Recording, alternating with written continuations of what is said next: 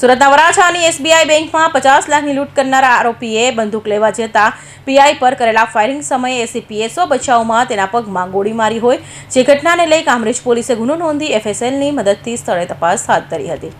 સુરતના વરાછા વિસ્તારમાં એસબીઆઈ બેંકમાં 50 લાખની લૂંટ કરનાર આરોપીને ક્રાઇમ બ્રાન્ચ અને વરાછા પોલીસની ટીમે જેને જ્યાં બંદૂક છુપાવી હતી ત્યાં લઈ ગયા, ત્યારે મુદ્દામાલ શોધતી વખતે આરોપીના હાથમાં બંદૂક આવી જતા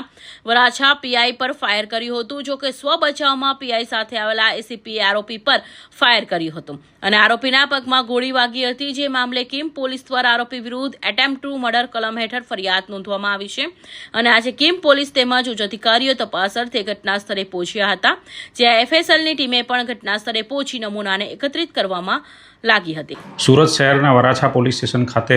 એસબીઆઈ બેંકમાં થોડા સમય પહેલાં એક લૂંટનો બનાવ બનેલો। એ લૂંટ સબબ સુરત ક્રાઇમ બ્રાન્ચ દ્વારા 2 આરોપીઓની ધરપકડ કરવામાં આવેલી અને investigation officer police inspector AR વાળા વરાછા પોલીસ સ્ટેશનનાઓને આ બંને આરોપીઓ હેન્ડઓવર કરવામાં આવેલા। એ આરોપીઓ છે એ રિમાન્ડ ઉપર હતા। એ દરમિયાન એક આરોપી શુભમ ઠાકોર જે છે એ ક્યાંય કોઈ જગ્યાએ કંઈ વસ્તુ છુપાયેલી અને સંતાડેલી હોય એ બતાવવા માગતો હોય, જે સબબ ડિસ્કવરી પંચનામું કરવાનું હોય, આ ઇન્વેસ્ટિગેશન ઓફિસર AR વાળા અને સાથે ક્રાઇમ બ્રાન્ચની ટીમ અને એસીપી KI મોદીનાઓ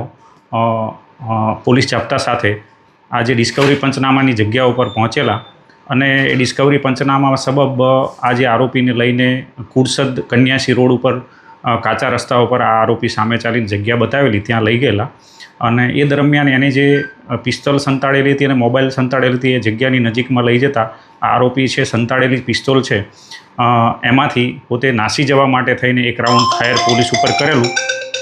અને એ ફાયરિંગ દરમિયાન પોલીસે સ્વ બચાવમાં એક રાઉન્ડ ફાયર કરેલો અને એ રાઉન્ડ જે છે એના પગમાં વાગતા એને ઇન્જરી થયેલી। આ સબબ